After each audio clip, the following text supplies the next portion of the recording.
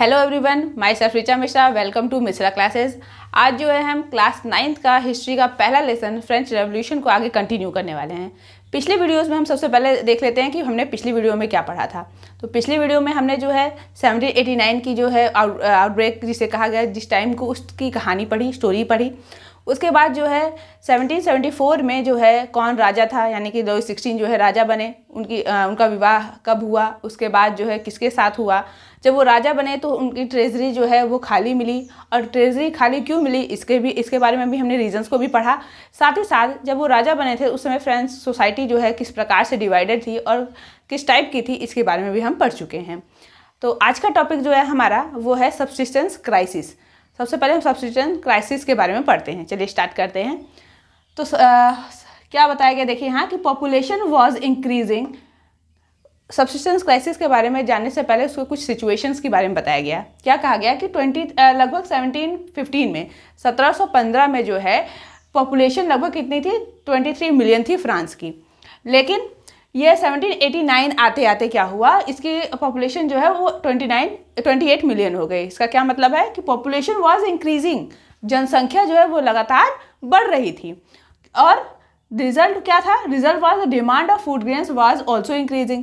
अब रिजल्ट क्या आना है, सीधी सी बात है, जहाँ अगर जैसे आपके परिवार में अगर आज 2 लोग खाने वाले हैं तो आपको कम भोजन की ज़रूरत है। लेकिन आज अगर 4 लोग और आ जाते हैं या आपका फैमिली मेम्बर बढ़ जाते हैं तो वहाँ पे अब रिक्वायरमेंट क्या होगी, वो आपकी बढ़ जाएगी। तो सेम कंडीशन यहाँ की थी कि पहले जो 1715 में जो यहाँ 23 मिलियन लोग थे, 1789 आते आते 28 मिलियन लोग हो गए। तो क्या हुआ, रिजल्ट क्या हुआ, तो फूड ग्रेन्स की डिमांड जो है वो लगातार बढ़ने लगी। लेकिन यहाँ हो क्या रहा था, असल में यहाँ पे प्रोडक्शन जो है वो कम था। डिमांड तो बढ़ गई लेकिन हमारा जो प्रोडक्शन था वो फ्रांस का वो कम था, और साथ ही साथ जो प्रोडक्शन था भी वो भी कभी कभार बर्बाद हो जाता था। कैसे, जैसे हेल वगैरह पड़ गया, स्टॉर्म आ गया, आंधी तूफान हो गया, ओले पड़ गए इत्यादि, या फिर जो आपका एनवायरमेंटल प्रॉब्लम है जैसे ड्रॉट वगैरह हो गया, फ्लड वगैरह के कारण जो है फसलें बर्बाद हो गई। तो ऐसे कंडीशंस में क्या होता था कि फसलें जो है वो बर्बाद हो जाती थी, तो या फिर प्रोडक्शन जो है कम हो रहा था। तो इसकी वजह से क्या हो रहा था कि then the price of food grains increased and wages were fired for labours. मतलब यहाँ प्रोडक्शन कम हुआ या जो था वो भी बर्बाद हो गया।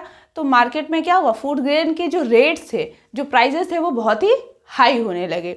वो होता है ना, जब किसी चीज़ की जो है कमी होती है तो उसकी कीमत बढ़ जाती है, और जो चीज़ ज़्यादा होता है उसकी कीमत हमेशा घट जाती है। तो सेम यहाँ कंडीशन था, मतलब फूड ग्रेन्स की क्वांटिटी कम हो गई, प्रोडक्शन कम हुआ, जो थी वो भी बर्बाद होने लगा। तो ऑटोमेटिकली जो है फूड ग्रेन्स के जो प्राइजेस है वो बढ़ने लगे, इंक्रीज होने लगे। लेकिन यहाँ जो लेबर्स थे उनके वेजेस तो रिमेनिंग ही थे जो पहले थे। वो तो पहले भी अगर वो 20 कमाते थे, 20 रुपये, तो आज भी वो 20 ही कमा रहे हैं। It doesn't matter, the food grains prices are raising ना। तो फिर ये प्रॉब्लम हुआ कि लेबर्स के पास जो है वेजेस अब भी उतने ही कम थे, जिससे उनका गुजर बसर होना मुश्किल हो रहा था। देन अब ये जो परिस्थिति उत्पन्न हो रही थी, all this causes subsistence crisis, और इसी परिस्थिति की वजह से सब्सिस्टेंस क्राइसिस की परिस्थिति बन रही थी, या ये परिस्थिति जो है सब्सिस्टेंस क्राइसिस कहलाती है। इन शॉर्ट अगर हम डिफाइन करेंगे इसे तो क्या कहेंगे, this is a situation when our basic needs are becoming endangered, then that situation is called subsistence crisis। मतलब ऐसी परिस्थिति जब हमारे जो बेसिक नीड्स हैं वो एकदम खतरे में पड़ जाएं, उसकी पूर्ति ना हो पा रही हो, तो ऐसे कंडीशन को हम क्या कहते हैं, सब्सिस्टेंस क्राइसिस कहते हैं। तो ये तो हमारा सब्सिस्टेंस क्राइसिस हुआ। अब नेक्स्ट टॉपिक हम चलिए देखते हैं, the growing middle class.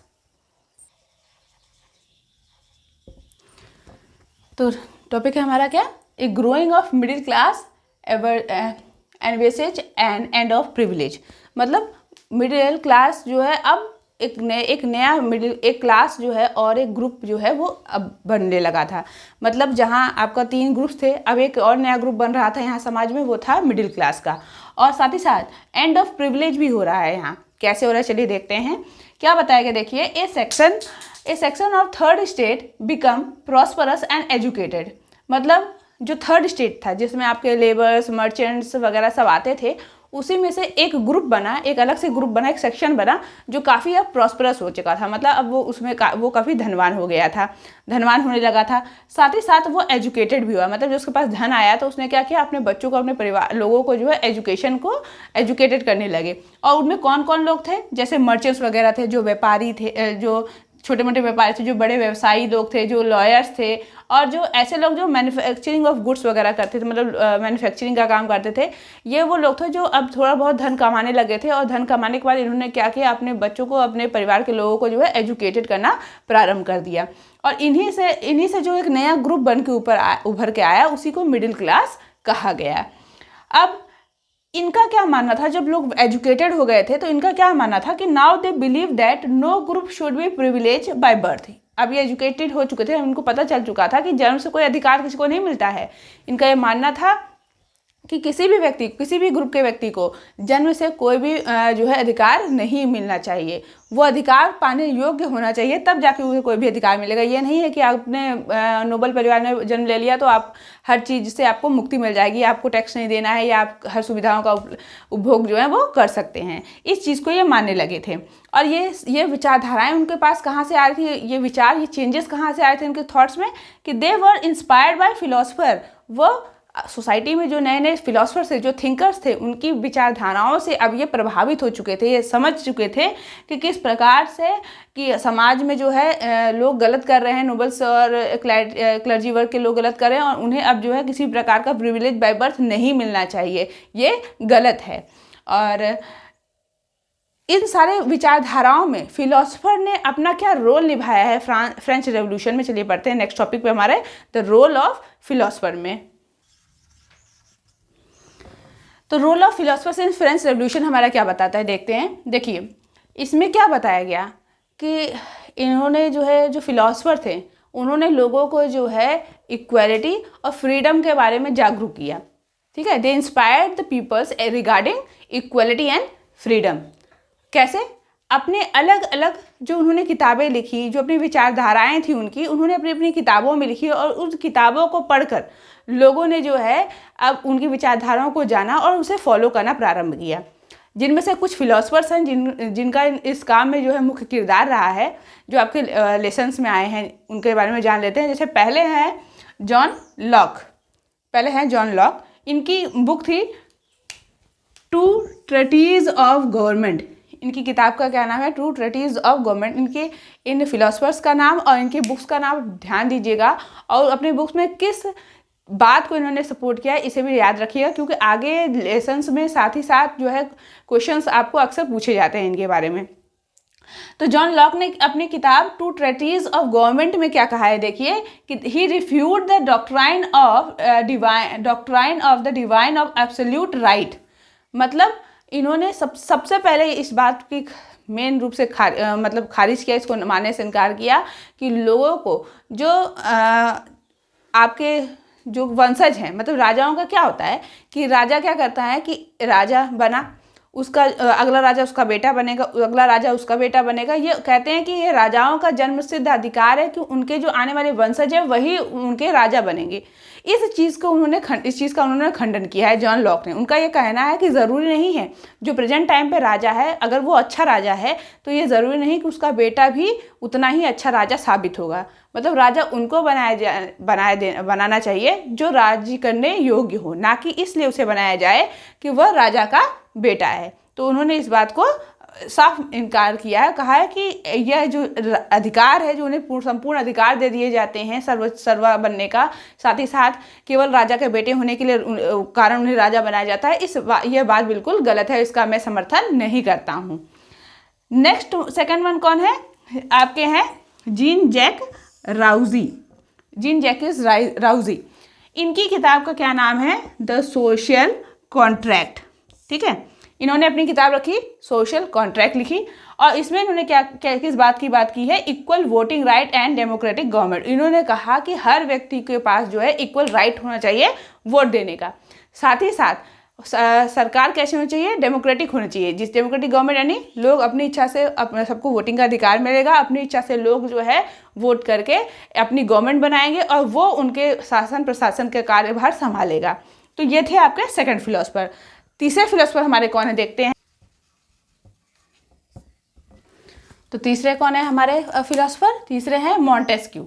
Montesquieu की बुक का क्या नाम था, the spirit of laws, the spirit of laws. इसमें इन्होंने कानूनों की बात की है, कानूनी व्यवस्था की बात की, पावर की बात की। इन्होंने इसमें क्या किया, डिवीज़न ऑफ पावर। इन्होंने कहा कि जो राजा होते हैं, राजा के पावर्स को डिवाइड किया जाना चाहिए, पावर्स में डिविजन्स होने चाहिए। और डिविजन्स कैसे होने चाहिए, वो अलग अलग लेयर्स में हो। जैसे for example legislative, executive and judiciary.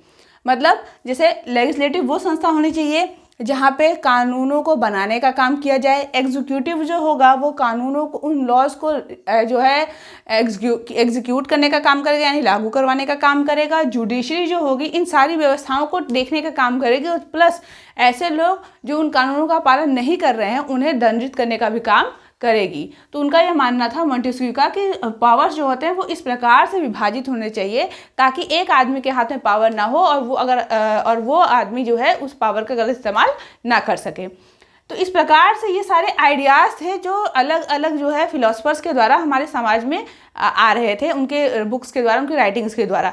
तो ये जो विचारधाराएँ थी, these enlightened ideas were discussed by people in public places and spread among the people। अब ये जो विचारधाराएं थी, ये जो विचारधाराओं के बारे में लोग पढ़ रहे थे, उनके बारे में लोग अलग अलग स्थानों पे जहाँ मिल रहे हैं, जैसे पब्लिक प्लेसेस, बार्बर शॉप्स पे, टी शॉप्स पे वगैरह पे, जहाँ पे दुकानों पे लोग मिल रहे हैं, वहाँ पे विचारधाराओं के बारे में आपस में बातचीत करते थे, जिससे ये विचारधाराएं लोगों के बीच और भी ज़्यादा फैलने लगी और लोग जो है इससे प्रभावित भी होने लगे। और यह सारी घटनाएं कब घटित हो रही थी, ये घटनाएं उस समय घटित हो रही थी जब this was the time when the Louis 16 plan to impose further taxes. ये वह समय था जब लुई 16 जो है इस बात पर विचार कर रहा था कि मुझे टैक्स को बढ़ाना होगा। मतलब आप कहानी, पूरे फ्लैशबैक की कहानी को फिर से मिक्स कीजिए कि फ्लैशबैक में क्या था, ट्रेजरी खाली हो चुकी थी राजा की, और राजा ने देखा कि विभिन्न कारण हमने देखा क्यों ट्रेजरी खाली हुई।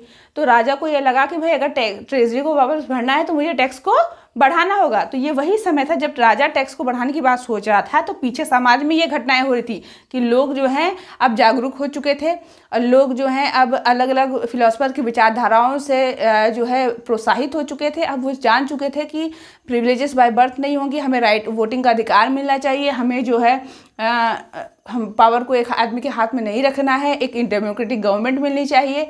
ये सारी बातों को जो है अब लोग जान चुके थे, समाज में इस प्रकार से लोग जो है प्रकाशित हो चुके थे। और ये इसी समय पे राजा सोच रहा था, लुई 16 सोच रहा था कि मैं टैक्सेस को और आगे मुझे उसे बढ़ाना चाहिए। अब जो हमारा अगला टॉपिक जो होगा, जो हम नेक्स्ट वीडियो में पढ़ेंगे, वो होगा हमारा टॉपिक आउटब्रेक ऑफ रेवोल्यूशन, जहाँ पे राजा जो है एक मीटिंग बुलाने वाला है जिसके तहत वो डिस्कस करेगा कि टैक्सेस को किस प्रकार से आगे बढ़ाया जाए। तो ये तो हम पढ़ेंगे नेक्स्ट वीडियो में। तो फ्रेंड्स, अगर आपको मेरा वीडियो अच्छा लगा हो तो इसे लाइक और शेयर जरूर कीजिएगा, और अगर अभी तक आपने इसे सब्सक्राइब नहीं किया है तो ज़रूर कर लीजिए, और बेल आइकन को दबाना बिल्कुल मत भूलिएगा ताकि आपको हमारे लेटेस्ट अपडेट जो है वो मिलते रहें। धन्यवाद।